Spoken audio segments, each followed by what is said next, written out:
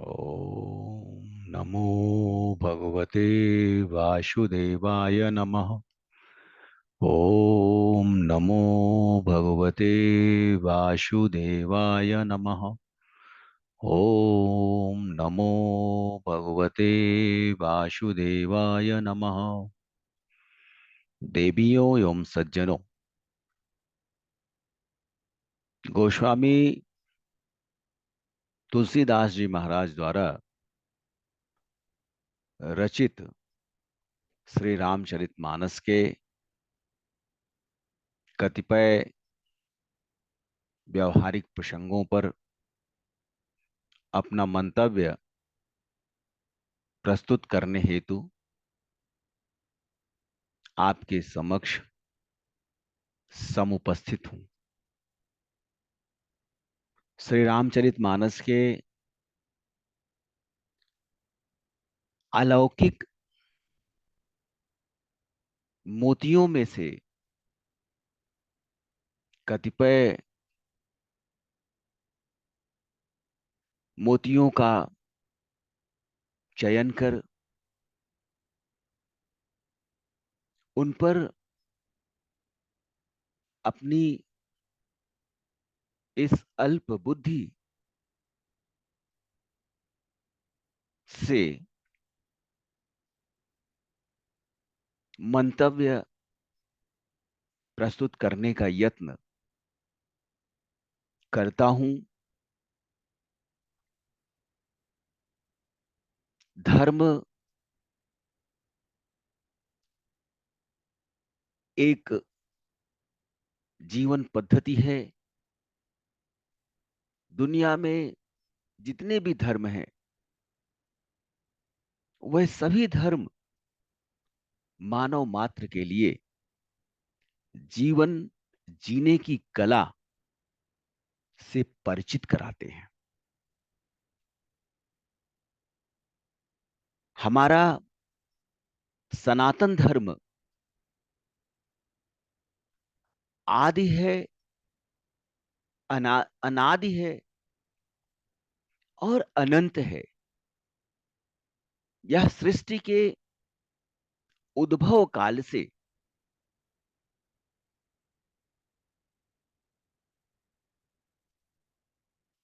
सृष्टि के विनाश तक जीवित रहेगा।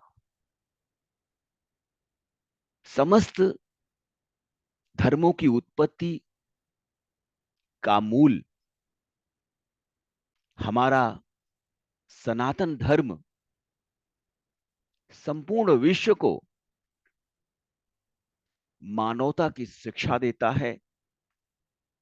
संपूर्ण विश्व के लिए एक आदर्श मानक प्रस्तुत करता है।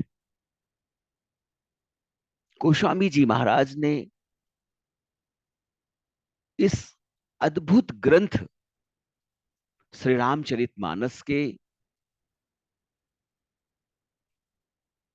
प्रणयन में प्रभु श्री राम के मानव अवतार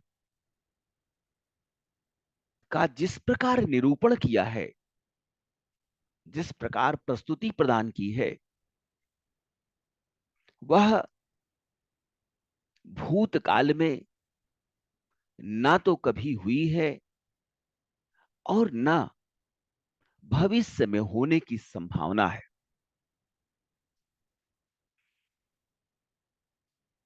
जीवन की जीवंतता, जीवन की सजीवता का सूत्रपात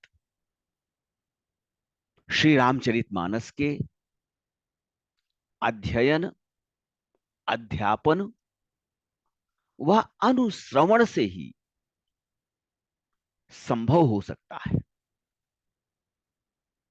आज की पीढ़ी जो धर्म का उपहास करती है, संस्कारों की उपेक्षा करती है, आधुनिकता के परिवेश में अपनी बुद्धि का कुत्सित प्रयोग करते हुए अनाचार और दुराचार में जिस प्रकार से संलग्न है, उसी का परिणाम दृष्टिगत हो रहा है कि हमारे जीवन में भौतिकता ने जिस प्रकार से स्थान प्राप्त कर लिया है, जितनी मात्रा में स्थान प्राप्त कर लिया है, उतना ही हम असहज होते जा रहे हैं, उतना ही मानवीय संवेदनाओं से दूर होते जा रहे हैं। स्वार्थ, अभिमान, स्वहित चिंतन की भावना ने हमारी आत्मा को कलुषित कर दिया है। ईर्ष्या, द्वेष, दंभ, पाखंड हमारे जीवन का आधार बन चुके हैं। गोस्वामी जी महाराज ने ईर्ष्या और द्वेष पर मानस में जिस प्रकार से निरूपण किया है, वह मनुष्य के लिए अनुकरणीय है। गोस्वामी जी महाराज कहते हैं, ऊंच निवासु नीची कर तूती, देखी न सकहीं पराई विभूति। ऊंच निवासु नीच कर तूती, देखी न सकहीं पराई विभूति। इस भौतिक जगत में जो मनुष्य जितना ही उच्च कोटि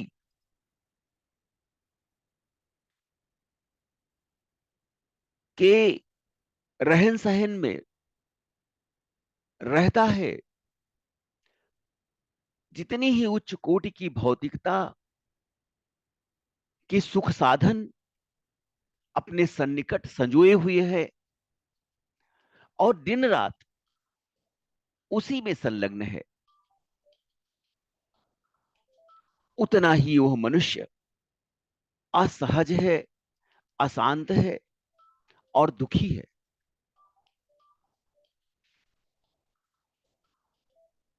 गोस्वामी जी महाराज ने इस संदर्भ को बड़े ही मार्मिक शब्दों में पिरोने का यत्न किया है। वास्तव में माया की एक सहचरी ईर्ष्या है, जो मनुष्य के सर्वनाश की भूमिका तैयार करती है। प्रायः दुष्ट हृदय व्यक्तियों में पाई जाने वाली यह ऐसी प्रवृत्ति है जिससे मनुष्य का शारीरिक व मानसिक अधोपतन हो जाता है। दुष्ट प्राणियों में ईर्ष्या रूपी विष कूट कूट कर भरा होता है।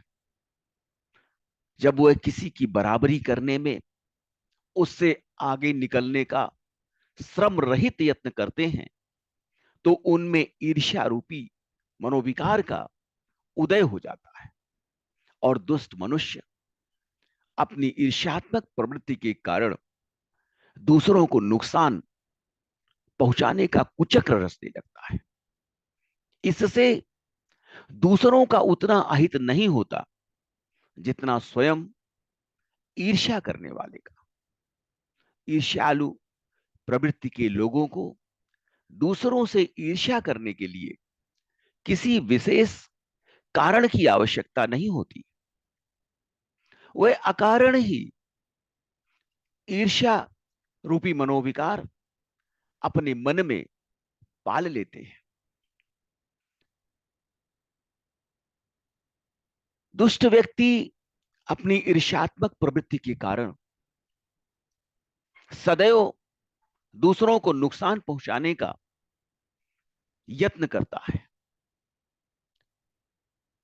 उससे दूसरों का उतना अहित नहीं होता जितना स्वयं ईर्ष्या करने वाले का होता है। ईर्ष्यालु प्रवृत्ति के लोगों को दूसरों से ईर्ष्या करने के लिए अकारण, बिना किसी कारण के पर्याप्त संसाधन उपलब्ध हो जाते हैं। संत हृदय व्यक्ति कभी किसी के प्रति ईर्ष्या का भाव नहीं रखते। प्रायः मानवीय प्रवृत्ति दूसरों में दोष ढूंढने की होती है। हम में से अधिकांश लोगों को अपने अवगुण दृष्टिगत नहीं होते, जबकि दूसरों के छोटे दोष भी हमें दूर से ही दिख जाते हैं। वस्तुतः मनुष्य आत्मनिरीक्षण, आत्म परीक्षण में कोई रुचि नहीं रखता। वह सत्य, न्याय व धर्म की कसौटी पर दूसरों को परखने का उपक्रम प्रतिक्षण करता रहता है। जबकि किसी भी जीवित और जागृत व्यक्ति को सदैव आत्म परीक्षण, आत्मनिरीक्षण, आत्मनियंत्रण हेतु अनवरत प्रयास करते रहना चाहिए। क्योंकि हम अपने आसपास के व्यक्ति को प्रसन्न नहीं रख सकते, अतः हर किसी को प्रसन्न रखने का यत्न करना भी व्यर्थ है।